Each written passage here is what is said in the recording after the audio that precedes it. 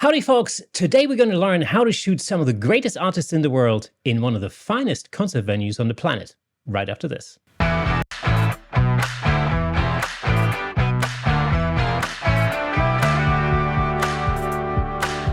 Welcome to Camera Shake, where we bring you the insider scoop on all things photography and videography, giving you a unique opportunity to stay ahead of the curve.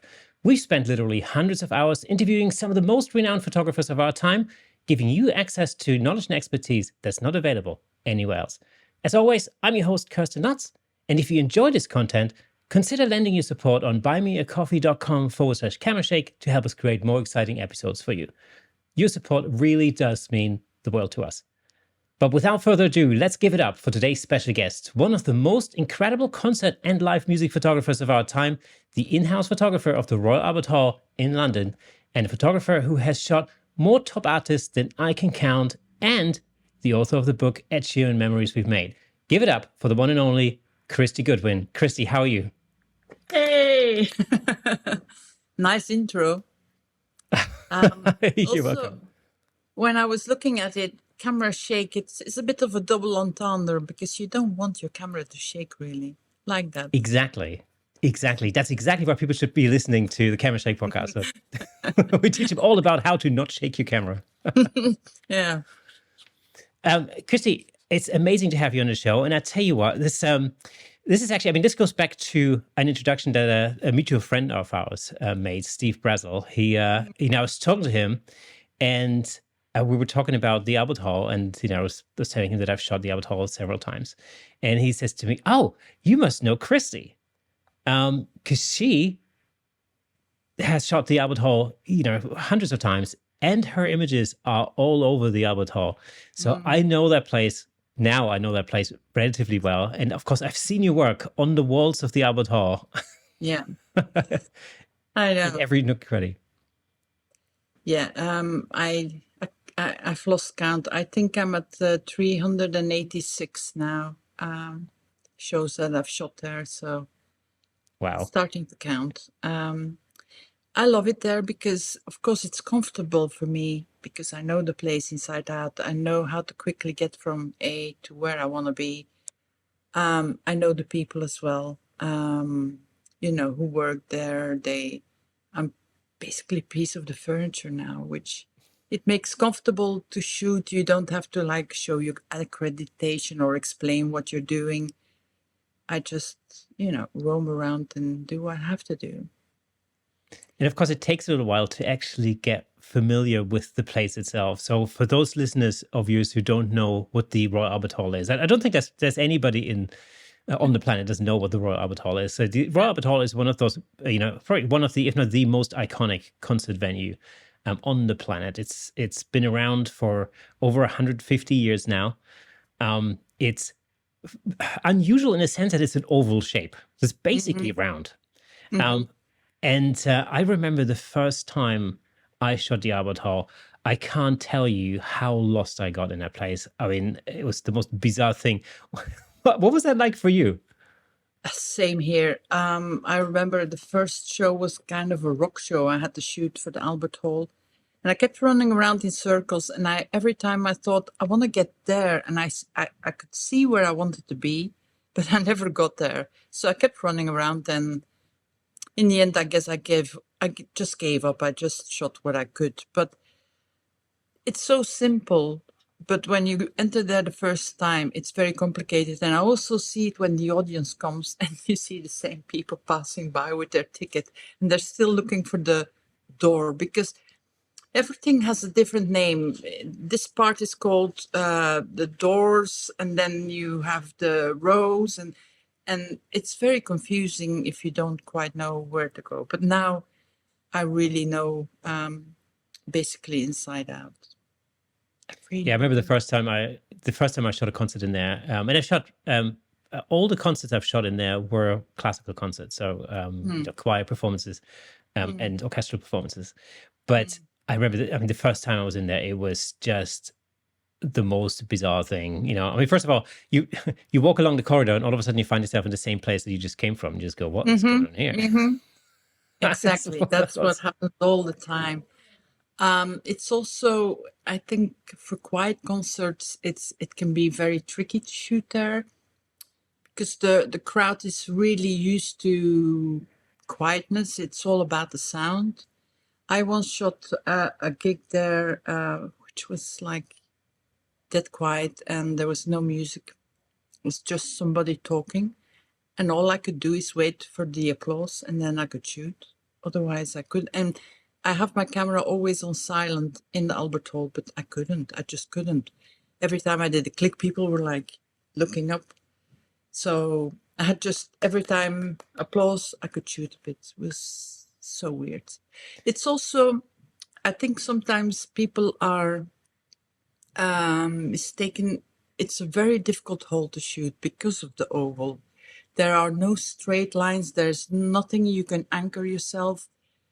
It took me at least, I think, a good year before I sort of cracked it and got the right angles where things kind of looked normal and things on the side didn't get out of shape. It's not such an easy hole to shoot, I think. I thought in the beginning, oh, this is a piece of cake, but it wasn't. Yeah, it's. I agree. The acoustics in that place are incredible. It's you can really hear a pin drop, and of course, I mean that's what makes the Albert Hall one of those great concert halls in the world. But you're right. It's very difficult to shoot. I mean, the thing that stumped me the first time was the sheer distances in that place and the sheer amounts of stairs. Oh my God. It's well, the sheer amount of stairs and the lack of elevators. Yeah, and I never take an elevator anymore because I was once stuck in it half a gig. But yeah, the stairs, and you go from all the way from the bottom, and then you have to run all the way to the top, and then you have to back. I mean, the steps, my Fitbit really works hard there. Also special is when you walk on the stage. I don't know if you've had the opportunity. There is something, I can't explain it, but you just feel all the people who have ever stood there, you just can feel that energy. Every time I walk on that stage, I think like I get goosebumps. There's Yeah. something still living there.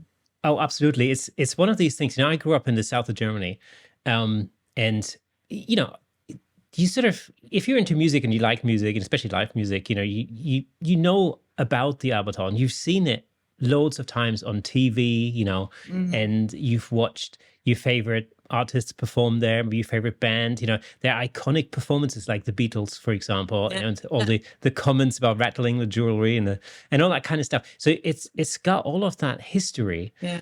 And I remember the first time I walked up out on that stage, and you just look around and you go, whoa, I know. that is just incredible. I'll tell you another funny thing. So I used to be a session musician. So before I went into photography, I was basically my main job was music. And of course, when you grow up, especially when I think it's one of these things. Funnily enough, I think when you're in London, maybe sometimes you don't necessarily appreciate the gravity of what the Albert Hall is. But certainly, growing up in the south of Germany, I mean, it's every musician's dream. You want to play at the Albert Hall, Madison Square Garden, and there's this, and the Sydney Opera House or something like that. There's like a handful of venues that you think, oh man, one day, one day. And I made my musical debut at the Albert Hall, not as a guitarist, because that's where I studied, but wait for it, I played a red plastic trombone made for kids. And that was, that was when my daughter, she was, my daughter was 4, I think 4 or 5, when she performed at the Albert Hall for the first time with her group as part of a larger concert. And although I was photographing the whole show, I basically had to help out with her group called the Music Kids, and so I had to help out with backing them up with some plastic trombone playing, and that was my debut. And my mom's in the audience. Oh, my wife's there. That's nice. So yeah, That's really nice. Not exactly what I had in mind when I thought one day I'm going to perform at the Albert Hall. Well, at least you got to perform there. Well, sort of. Yeah, Yeah, sort of. Yeah, yeah, yeah. yeah. The other thing that's really that's quite mind-boggling in there is just the sheer distances. I mean, not only the sheer distances in terms of having to walk the distances in there and cover them on foot, but also just shooting across. From the back. If you're in the back and you're shooting across to the stage, or you're high up, um, there's some serious distances to cover in there. Yeah, yeah, yeah. I try to avoid the distances. Of course, sometimes it's impossible. But there's two ways I have to shoot always. There's always two parts. There's always the one where I do the artist with Albert Hall as a backdrop. And then there's a part where actually the Albert Hall is the feature and the artist is the backdrop. So when you like from I'm going to speak Chinese now, but when I start from door K, yeah, that one, which is basically opposite the organ, that door, then you have basically the nicest view of the Albert Hall, and you can't really make out who's on stage. But that's what I usually shoot, and then artists actually like that, especially if you have good lighting. And if the crowd is lit, you have this magnificent hall then in front of them. But of course, when you have to work for an artist, they also want their pictures close up. Then you have to try to get closer, of course. You can also shoot from the side wings, from the handicap door is close by. Shooting from the organ is always a good one, because then you have that effect of the artist first and the crowd. And usually when the front is then lit, I've had that many times, people saying, oh, I can see myself sitting there watching the artist. Yeah, that's usually the interesting points, of course, all the way up.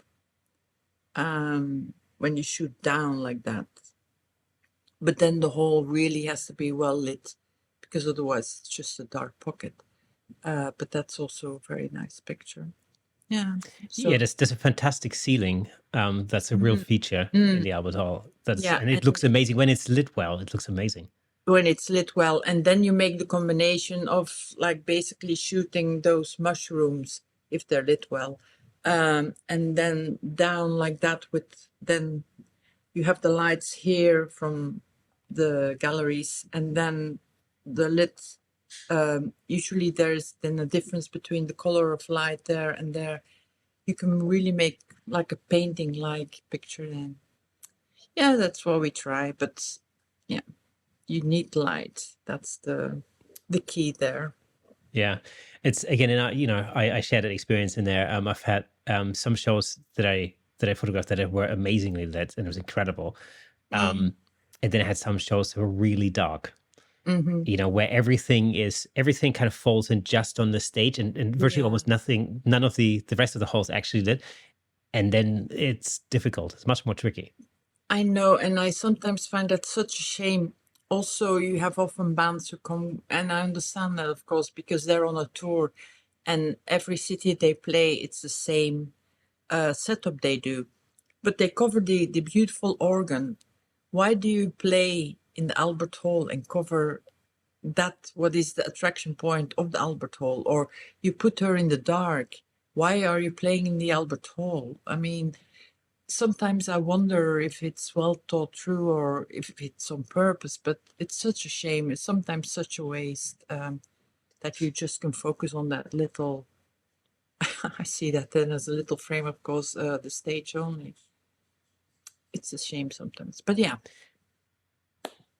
So when you photograph bands or performers at the Albert Hall, how much do you? How can I put this? Like, how much of the actual gig do you take in, or do you completely switch off and turn into photographer mode? A zombie, yeah. Yeah. How does it work for you? I don't see anything of the gig. I have that often when I come out and there's somebody I know and they say, oh, they played this or that. I didn't hear it. The thing is that you need light. So I go in I switch off and I listen to the rhythm of the light, and I try to sort of compute, because there's a sort of a rhythm, and I try to follow that, and I just let myself be guided by the light, by the whatever light show that's happening. And I can, after the show, I can tell you exactly what the light show was like and what happened and in which tempo it went, but I can't tell you what the artist did. Well, sort of. It's more, I would get more guided by the light than by the, I don't know why, but that's how I shoot. And it makes perfect sense because usually those light shows are kind of in sync with the rhythm or the pulse of what's going on Yeah. stage. Of Yeah. course, light shows like that can be very challenging as well because we're talking about rapidly changing exposures, for example. Yeah. So what I want to get into also a little bit is just the technicalities of actually photographing a concert like that. Because I know, from my own experience, when I speak to a lot of other photographers who may be predominantly landscape photographers or portrait photographers, the sort of reaction I often get is like, oh, I don't really shoot concerts because it's so difficult. Everything's changing all of the time. How do you deal with that? When you've got lights flashing here, pyrotechnics going off,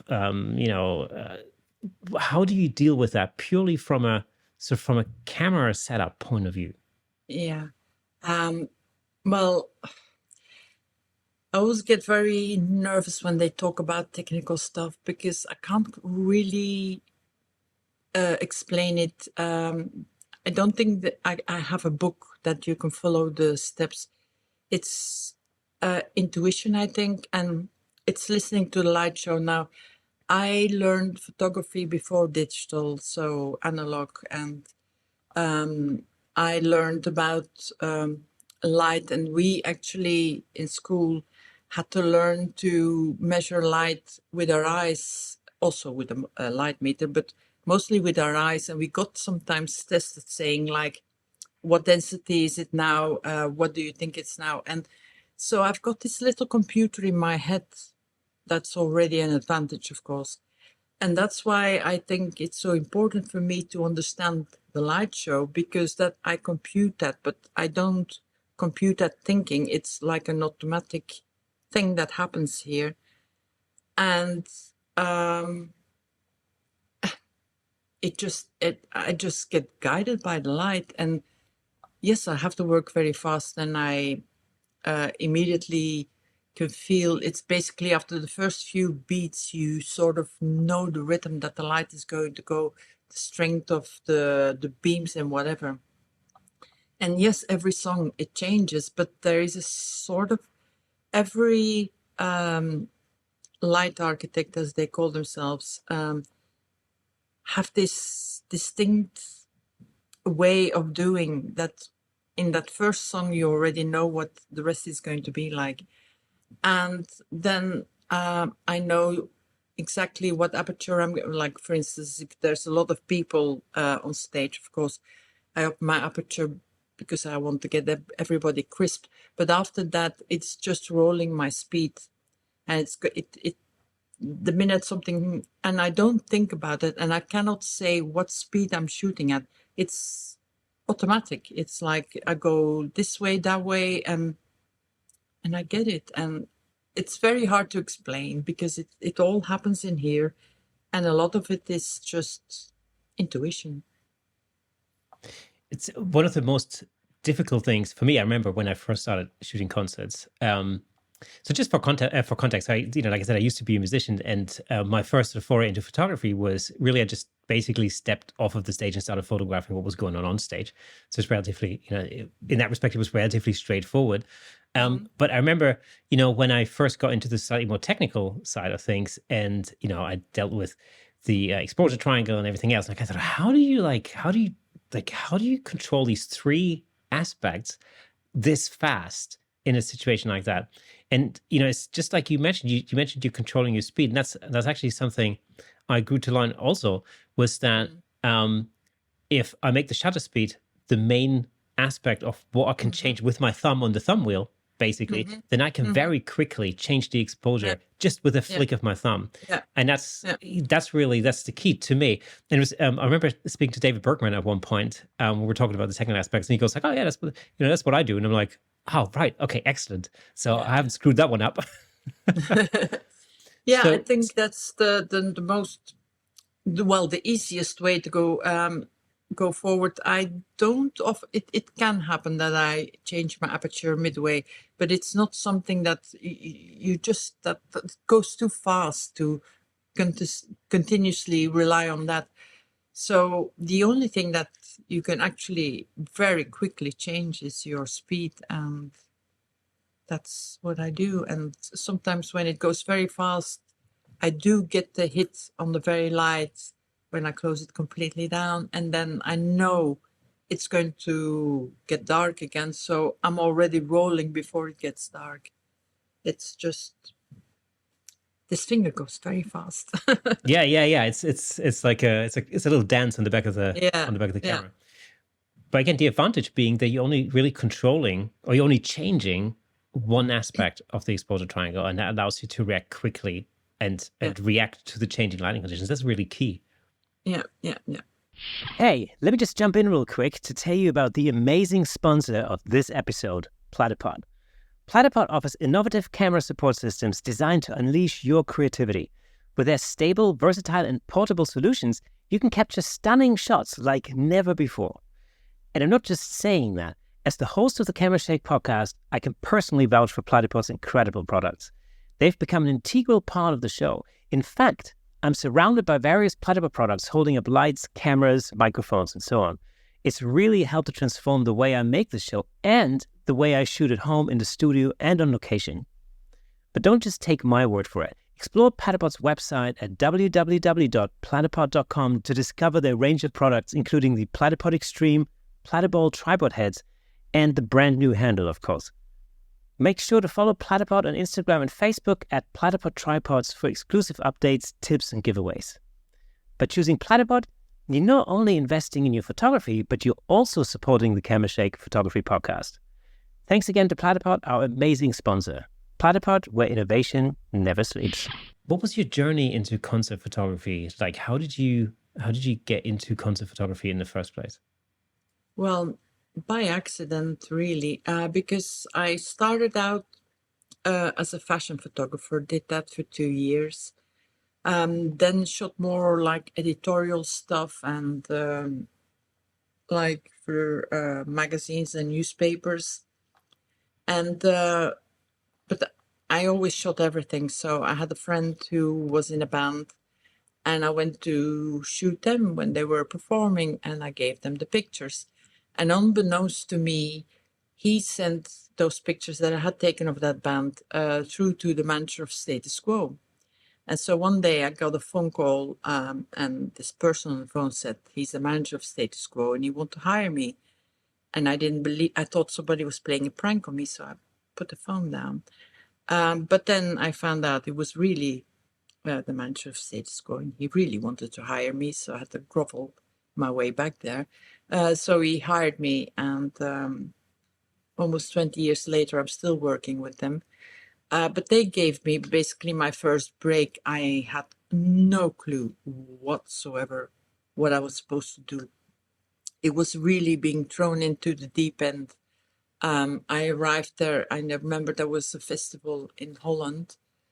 He wanted me to do some backstage stuff and then shoot the whole show, and I had no clue what was expected from me. I was there backstage. They were just each doing their own thing, and I thought, like, what do I shoot? What is appropriate? What does anybody want to see? You know, it was like a wild card for me. Then the show started, and that was even more mind blowing because I felt like I was a headless chicken running around trying to capture everything, and I knew I couldn't capture everything because things were happening here when I was shooting there. And I remember I got out of that gig so frazzled, and I remember saying, I have nothing. I have no good pictures. Nothing. I had nothing. And I did do some edit on the pictures, and of course, because I was hired, I had to send it through, and they loved it. They even put it on a DVD cover. And I'm like, okay, maybe I did something right. I don't know what I did. And then the next was Joe Satriani. He hired me again, running around like a headless chicken because he's also very expressive, and the light in his shows is all over the place. So there were two tough ones to start with, but that's how I started. And then I sort of thought I would like to do it, and then I started shooting little clubs, and more got more space to for failure and mistakes, and made many mistakes, and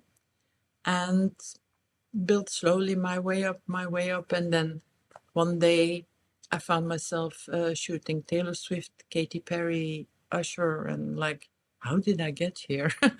What happened? But yeah, that's kind of the ride I went by accident, and really, really unprepared and not knowing what I was doing.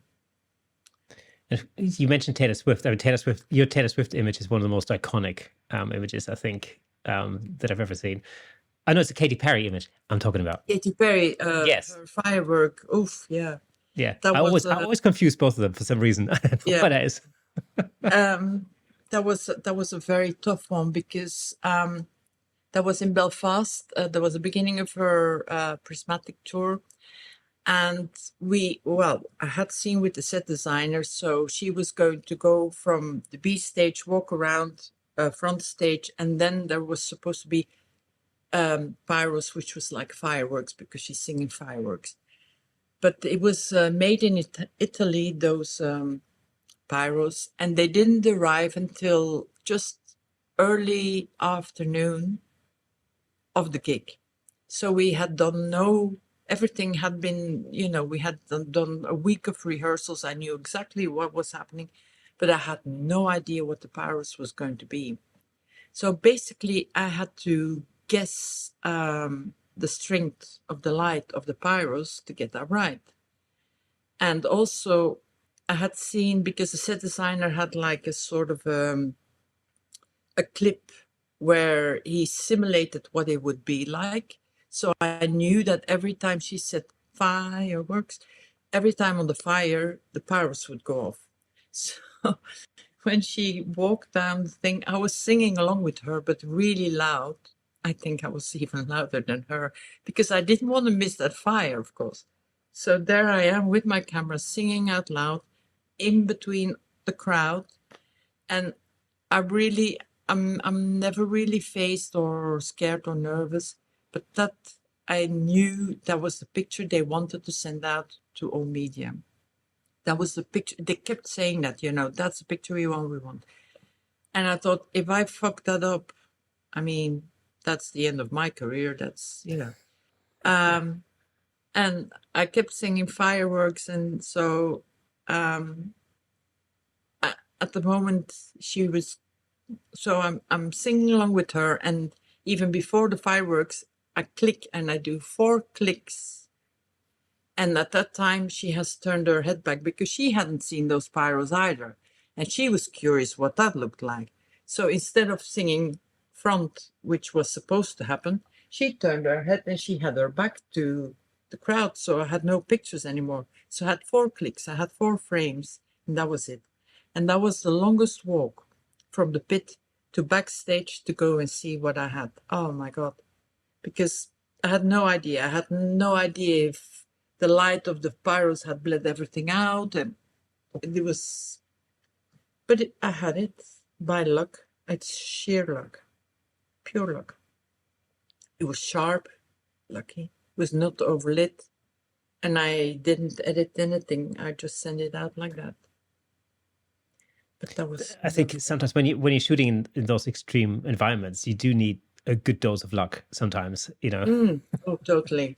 Because people always say, "Oh, no, it's because you're such a good photographer." No, that was pure luck. I know that, And because I knew the song, of course. Yeah, and of course, I think over time, as so you mentioned that that long walk back to see what you actually captured, Mm, and I mean, I remember that too. It's you come back and you look at the images, you go, oh no, they're not. They're either too dark or mm, yeah, overexposed because whatever.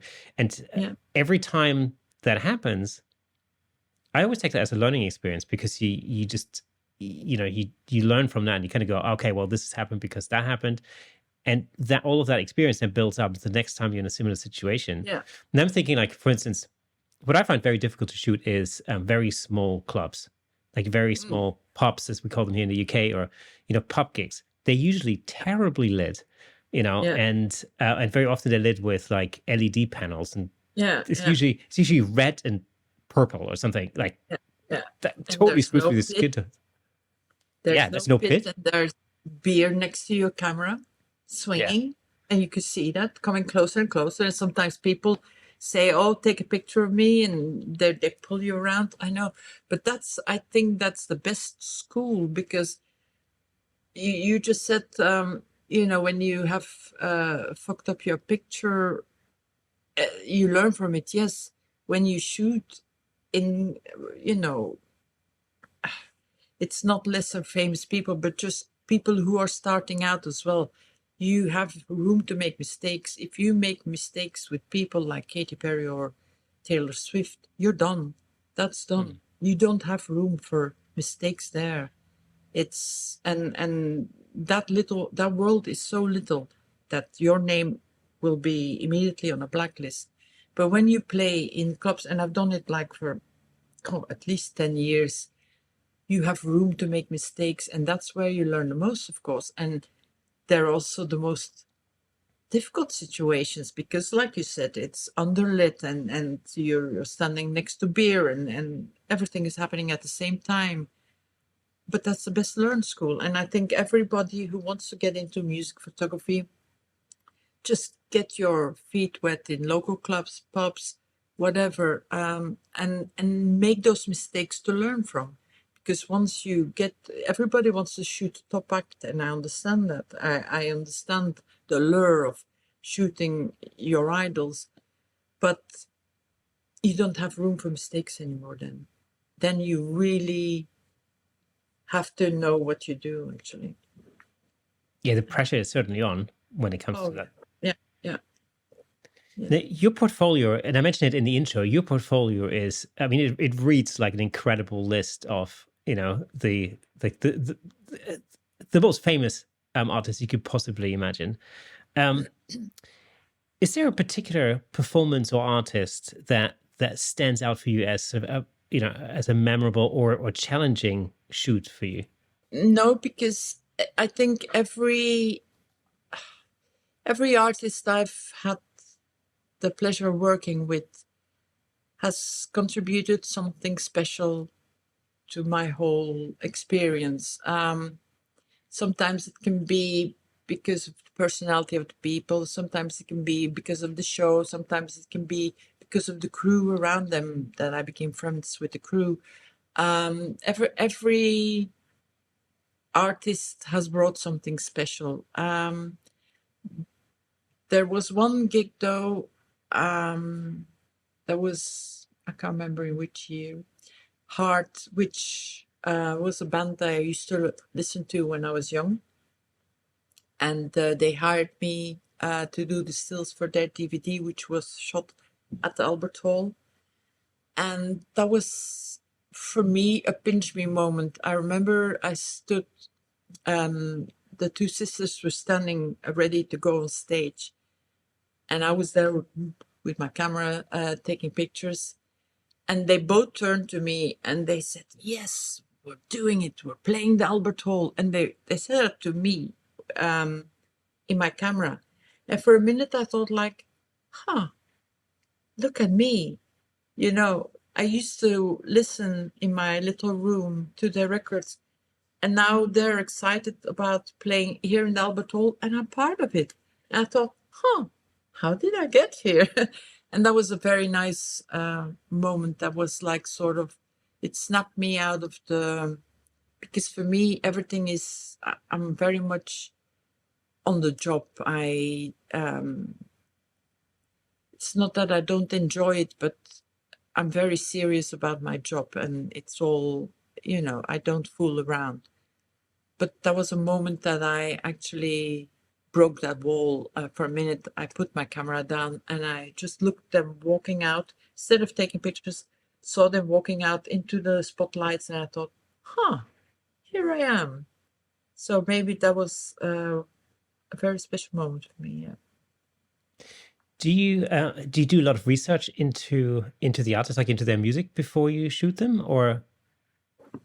No, because I did in the very, very beginning. And the thing was that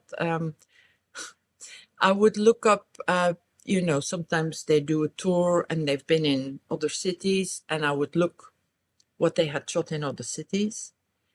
And then I would stand in a bit and I could feel myself trying to get those images that I had seen before. And I, I lost often good moments because I was trying to copy those photographers. And I completely changed that. I thought, no, I have to find my own voice. If I'm going to copy somebody else, then they can use those pictures. I don't have to be here. So I completely changed that. And now I don't want to know anything about it. I don't want to see those pictures. I don't want to be influenced. I want to be basically like an innocent child walking in and experiencing everything for the first time.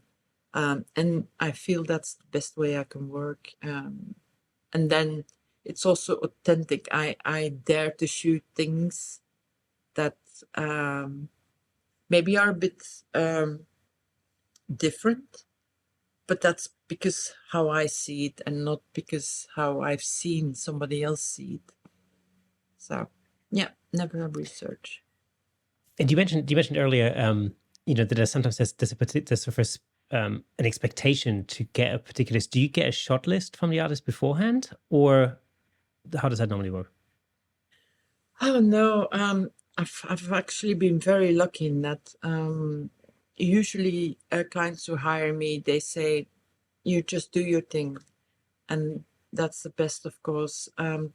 We do sometimes have people who want certain shots, like for instance, it could be that the certain brand has to be incorporated in the picture or little things like that. And that's okay. As long as I don't have to think too much, because I go in such an automatic mode, if I have to think too much, I lose things. I'll get too focused on, oh, I have to get down. No. And I have my own rhythm. I always have pictures of every member of the band, the whole band together, key moments. It's all automatic these days. I just, spurt. Yeah. Cool. Just hang on just 1 second. No worries.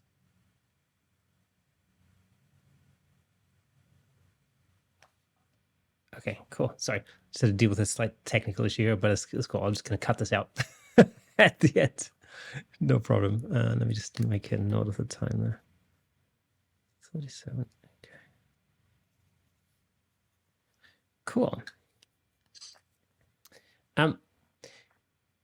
So as a visual storyteller, because essentially that's how I think that's how you can probably see concert photography is really telling the story of that particular performance.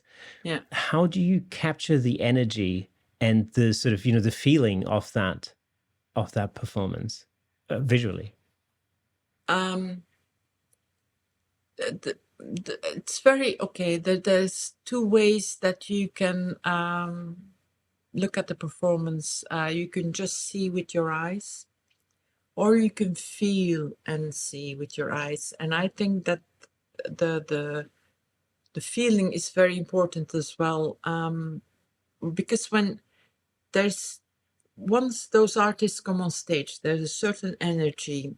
I always call that the magic bubble. these people all of a sudden transform into performers. There's a certain energy, and when you're close by in the pit, you feel that energy, and you just have to let that absorb you, and then automatically you will take the pictures that are necessary. I think it's very important not to go into, because it's a very creative environment, not go into technical, not think about all the things you have learned in school, but more explore together with the music and with the energy that you feel on scene, and always be ready. I think that's also something that I see other photographers sometimes lack, in between songs. You see all the heads go down and they're scrolling and looking what the moments in between the songs, that's where you get the priceless pictures. I think that's the real gems sometimes, where they're for a second not in non-performer mode. It's beautiful, I think. So never put your camera down. Yeah, that's what I love about behind the scenes images. It's when people let their guard down a little bit. And the thing that's always fascinated me about live performances in general, and that's music, and I'm including things like theatrical performances, or even actors performing in front of a camera. It's this thing where they're almost like, very often you find there's like a split personality. Like they may be very quiet and humble backstage, but then they step onto the stage and all of a sudden they become this completely different personality. I think that's the beauty of it. I had an occasion, actually. It was embarrassing. It was with Katy Perry. I think we were in London, and there was some people she had to meet, and I was going to be there to take pictures of her with the group. And so this group of ladies are there, and I think we're waiting for Katy Perry. So I'm standing there waiting, and this woman next to me comes and leans over and says, "When are we taking a picture?" And I said, "When Katy comes." And she said, "But I'm here." I hadn't recognized her. I stood next to her. So things like that do happen. I always, I kind of, I'm always a bit wary backstage, because just because of that difference, that's their private space where they can still a little bit be themselves, while on stage it's performance for everybody. And I'm always very wary, and I always prefer when they say it's all right to shoot now, than just barge in and start shooting. So I always look for the right moments, and usually just before they go on stage. I think that's always the best moment. They are all pumping themselves up. Sometimes they do something special in the circle. Those moments I like. Yes, it's that adrenaline rush just before you go on stage. That's really, that's it's one of the. It's a little bit like a drug, really. And I remember it like from my performance days. I don't perform as much nowadays anymore, but but certainly back in the day, it's one of these. It's one of these things. It's a little bit like, for those listeners and viewers who may or may not have smoked cigarettes in the past. I don't know, but it's a very similar. It's a very similar experience. It's just that hit, that you experience when you go on stage, and I remember, like, I've been asked a lot whether I feel nervous when I go on stage, and I always thought, yes, I do. I'm actually really nervous before I go on stage, but I've always thought that that's really necessary, because it really keeps your brain switched on, and you take in everything that's happening. You really, like, you're basically switched on to what's about to happen. I always thought, like, the day I'm not nervous anymore when I go on stage is probably the day I should quit. Which is kind of well, I think it differs for artist to artist. I know artists really, they need that pumping up, and then you see the excitement coming alive, and then you have artists who almost they get out of their chair and they walk on stage and they give a marvelous performance. And you think like, how do they do that? It all differs from personality to personality, I think. I've rarely seen artists being very, very nervous. No, I can't think of anybody, but I do know quite a few who like, some even like to make a little song and dance. Some say a prayer, but some have like this sequence of cheers that they do, and it gets louder and louder and louder, and that's just like pushing up that adrenaline before they go right on.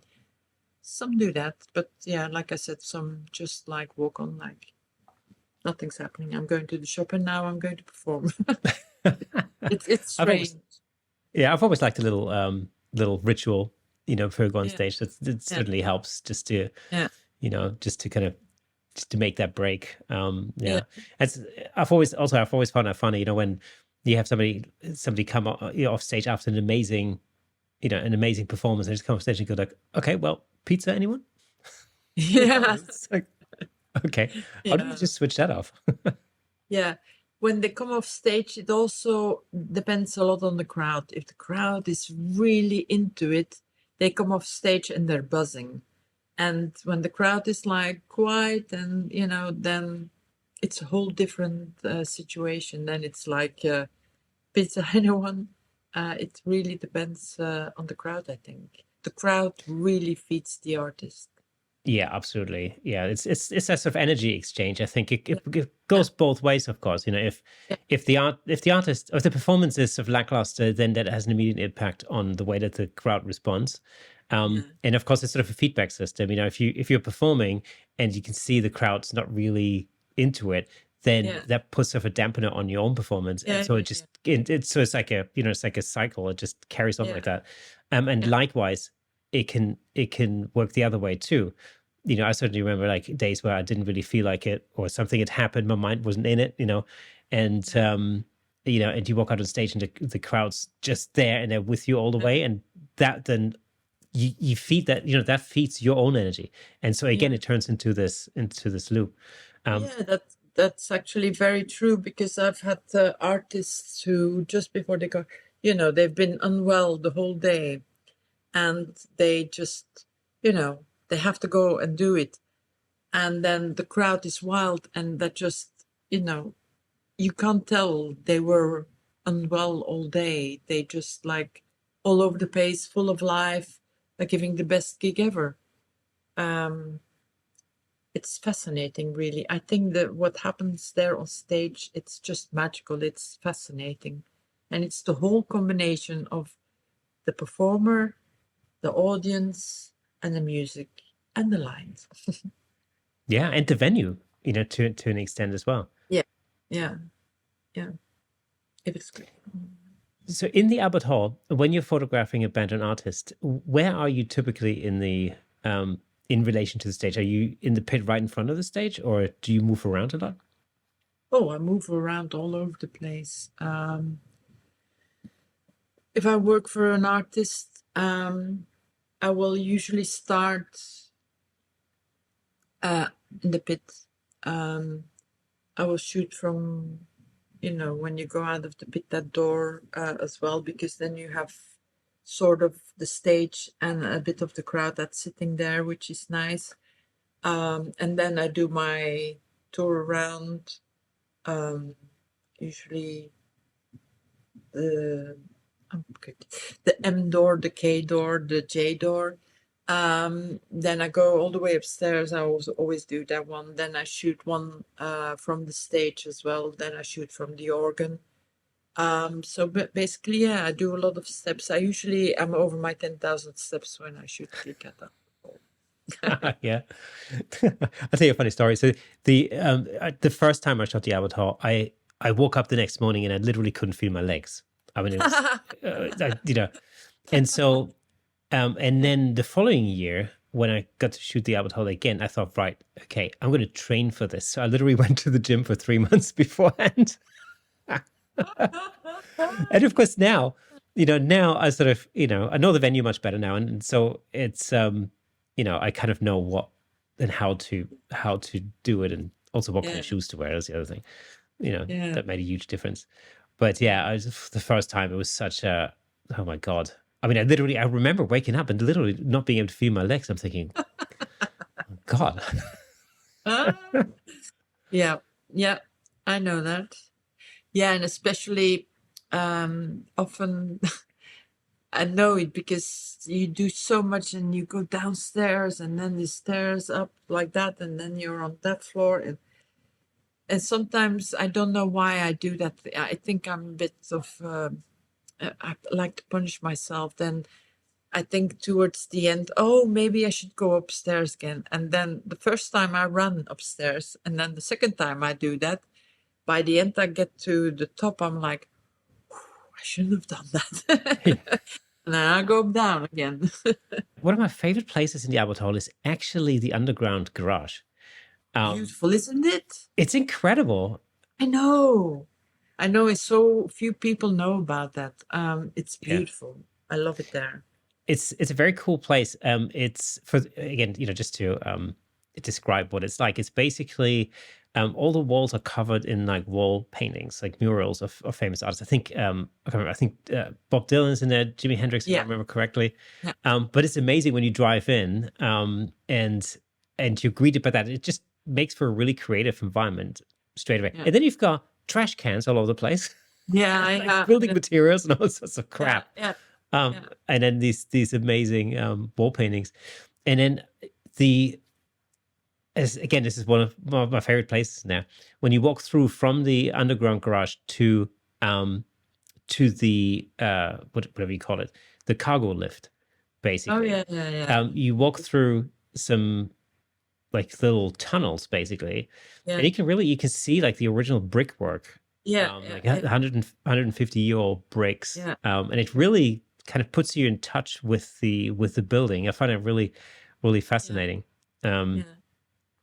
I also like the cargo lift, mainly because it's like a padded cell. Yeah, I know. It looks like you're in an asylum. Yeah. I know, yeah. Also backstage, there's nothing glamorous about the Albert Hall backstage. If you look at other dressing rooms in other venues, well, not in England, but I mean all over the world, they can be pretty decent, pretty glamorous. But the Albert Hall is still like it used to be. It's very basic. It's very, I sometimes think about that, like, if you had these people, like I just recently worked with Eric Clapton. He arrives through the cargo, and then he goes into that dressing room, and I think like he must have been used to so many beautiful dressing rooms, and then he arrives here, and he's happy because he loves Albert Hall. I find that fascinating. Yeah, it really is. I mean, even the green room isn't particularly ostentatious. There's no green room anymore. Yeah. Oh, that's right. Yeah, they got rid of it. That's it. Yeah. Yeah. There's only an artist bar now. Yeah, which I quite like, actually. I do like the artist bar. Yeah. There's a little bar backstage with very good photography on the walls, by the way. My daughter experienced the artist bar firsthand, because when she did her last orchestral performance, so it's basically what she's part of a music center or a music service in Buckinghamshire, and so every other year they do an orchestral concert there, and you have hundreds of kids basically descending on the Albert Hall, in a variety of different orchestral groups and choirs and so on and so forth, and perform. And so of course, places like the artist bar and the various dressing rooms then turn into holding pens for children. Yeah. So my daughter spent, I think, 8 hours in the artist bar on that day among like 200 other kids or something, Yeah. And I said to her, like, do you realize, like, where you are, the history that's in this place. And it wasn't until I showed her a photograph of Dave Grohl, that's on the wall there, that it really, because she's 12 now. She likes the Foo Fighters, so it's recognizable to her. And I remember, when she saw that picture, it sort of, the penny dropped, and she realized, oh wow, that's Dave Grohl performing on the Yeah, stage that I'm going to be performing on, in a I minute. know. So And he that's was in when, that artist bar. yeah. Yeah, he was there together with Jules Holland. Yeah. Oh, fantastic. For anybody wanting to get into photographing music, or, performances, or live music in general, what would be your one tip that you would give somebody? I think before being a music lover, you have to be a photography lover. Um, and you have to know your camera inside out. And especially music photography, it's very, very important to know your camera inside out. For me, my camera, it's basically like my hand. You don't think about how you use your fingers. The camera is the same. I don't think about my camera, how to use it. It's just part of me. And that's once you reach that point, then you can shoot anything you want.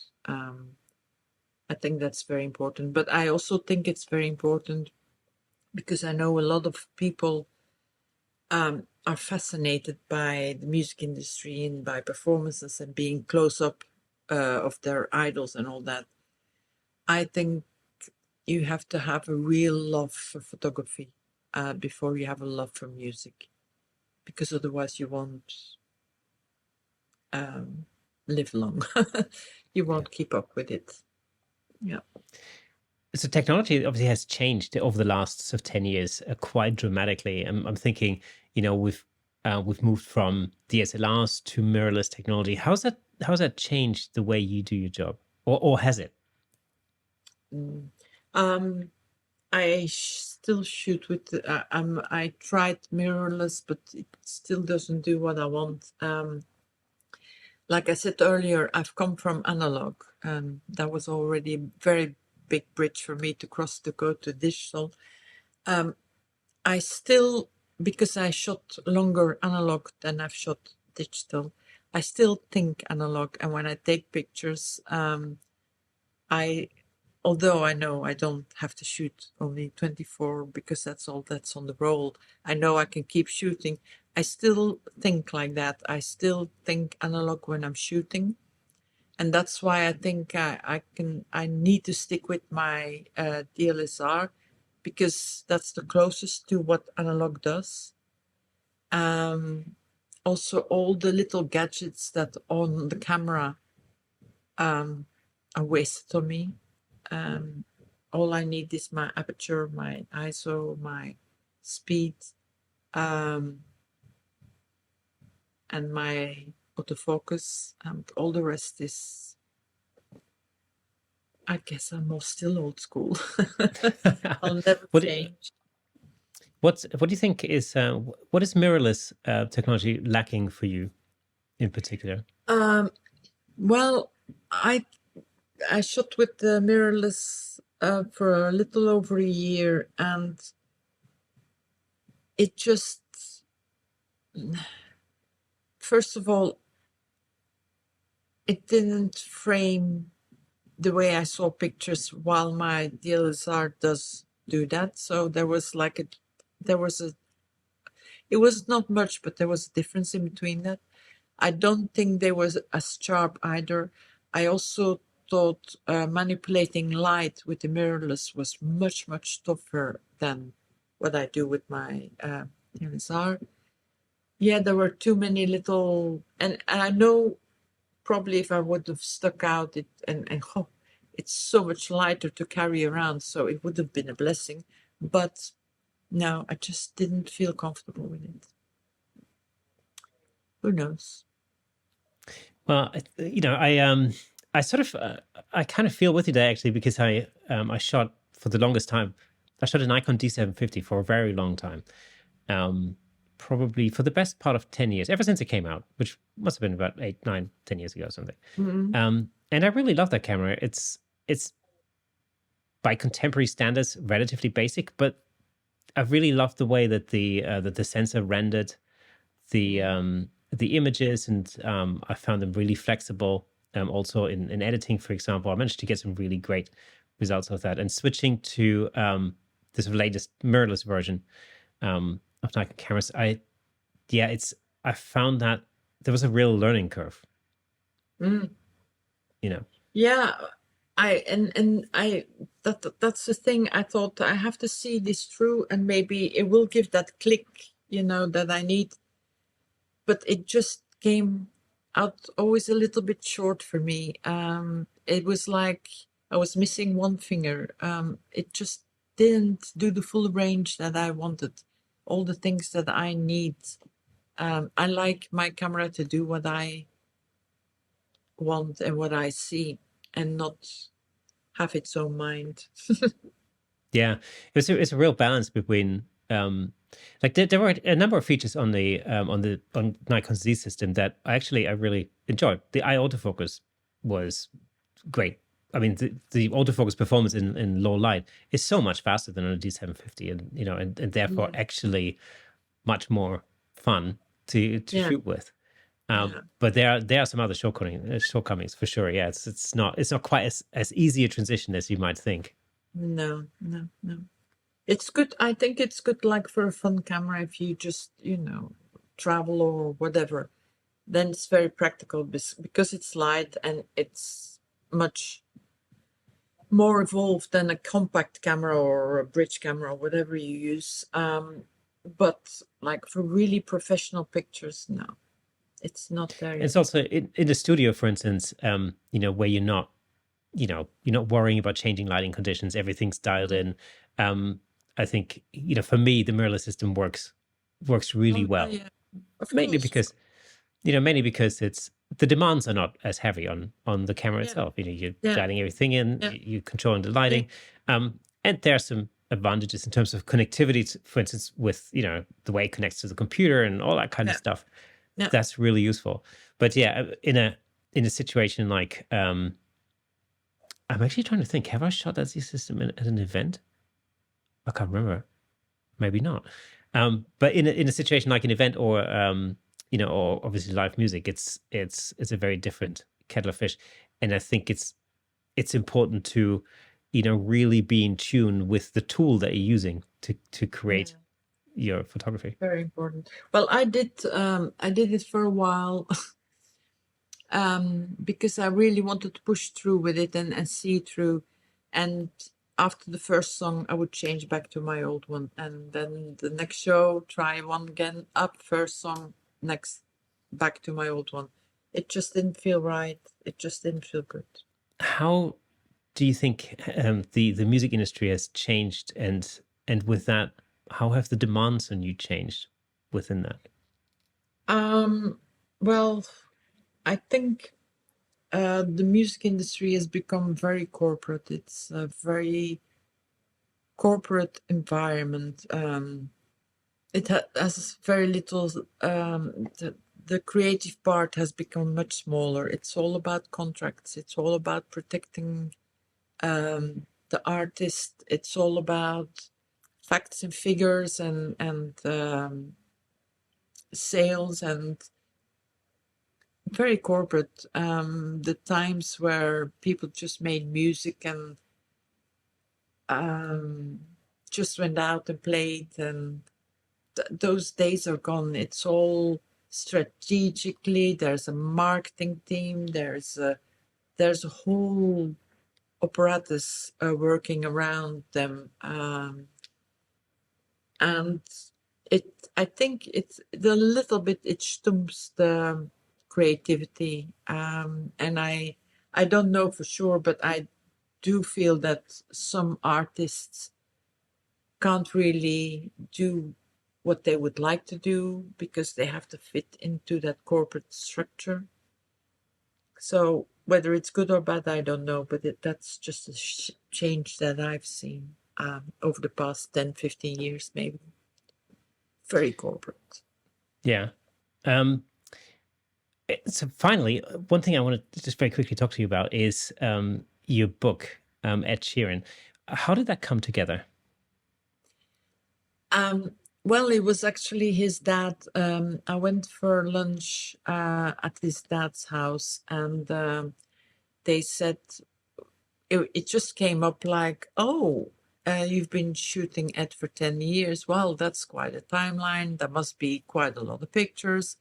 And he kept saying that we should publish a book. And so that started brewing. And then I asked his dad, would you want to do it with me if we could do it together? And so we sat together, we selected pictures, he told stories, I told stories, and there was the book. It was as easy as that, actually. I had a lot of help of Ed's dad with that. Without him, I would never have done it. But it was interesting because, I always look forward, I never look backward. And I was forced to look at 10 years of working with Ed Sheeran when he was 17 until he was 27. And I saw for the first time a whole evolution of a young man turning into an adult, but also as an artist, in the beginning, just with his one box and his guitar, and then that growing as well, the size of the venues growing. It was very interesting. So um, it was, yeah, I was kind of proud of getting that together. I'm proud of that book because it's something that, it will always be his first 10 years. That's something you can never match again. How long did the whole process take to put the whole book together? Well, I think 3 months. The thing is that I can't remember who put us in touch with them, but somebody put us in touch with the publisher, and then the publisher said, yes, we will do it. There's one problem. We want everything ready in 3 months. I was like, oh, okay. But then I had to select the pictures, write the stories. Things had to be proofread and corrected, and then pictures had to be styled. And it was basically, I think, 3 days before the deadline, I had finished it, but it was like hell to get it all together. It was very quick. It usually doesn't happen that fast, but it's just because they wanted it together with. I think he was just going to go on tour or something, and they wanted it to fall together with that, that the book would be launched. So it was like we had to drive through it very fast. And so finally, what's next for you? What's your what's coming up for you in the next year or so? Well, on Sunday I fly to Los Angeles. I'm working with Joe Bonamassa. He's doing a show at the Hollywood Bowl, and they're filming that, and I'm doing the stills for that. There's a few other things. I might also be doing Usher in Paris. He's doing a residency in Paris. Gregory Porter, I'm doing stuff with him. Oh, and then I'm also part of a jury of the Seaway competition, and we have found our winner. Can't tell you who it is. Fantastic. So we're going to Hamburg in September. It's going to be the big presentation of the winner, which is kind of fun because I love looking at pictures. So it's one of the favorite things I do, and I love that whole process of selecting the winner and basically having debates with other photographers about what we like and what we don't like. But then you get to meet those people and hear the stories behind it. And I find that always so fascinating. So I'm really looking forward to that one. Christie, it's been an absolute pleasure having you on the show. Thank you so much for joining us on the podcast today. It was a Likewise. true education. Well, I don't know if you learn anything, but yeah, it was fun. Oh, absolutely. Yeah. I'm sure, I know concert photography is one of the most difficult disciplines in photography for a lot of listeners and viewers. And so it's always great to get an insight. And of course, I know that a lot of people who are listening to this podcast, also like music, because it's for some reason, the parallels with music always flow into this podcast. It's mainly because, I used to be a musician. It's just natural, it all flows together. So I think any help and any aid in when it comes to, enabling somebody to photograph, music, whether that's in a small pub or bar, or whether it's in a big venue, are always greatly appreciated, I'm sure. Okay, folks, that's all for today. But before we go, let me just recommend another episode that I think you like. Check out episode 134 with Steve Brazel for some more incredible concert photography insights. I'm sure you'll love it. If you enjoy our content, consider supporting us on buymeacoffee.com to help us continue creating and bringing you more exciting episodes. Your support means the world to us. And for those of you who are listening to the audio version of this podcast, did you know that there's a fully fledged video version over on YouTube with plenty of examples of our guest photography in full Technicolor? All you have to do is go over to YouTube, search for Camera Shake Podcast, and you'll be able to watch all past episodes on there. And if you're on YouTube already, get in touch and leave a comment. And remember to hit the like button, ring the bell, and share with your friends. You can help us reach a greater audience all over the world. Once again, thank you for listening and watching, and I'll see you again next Thursday.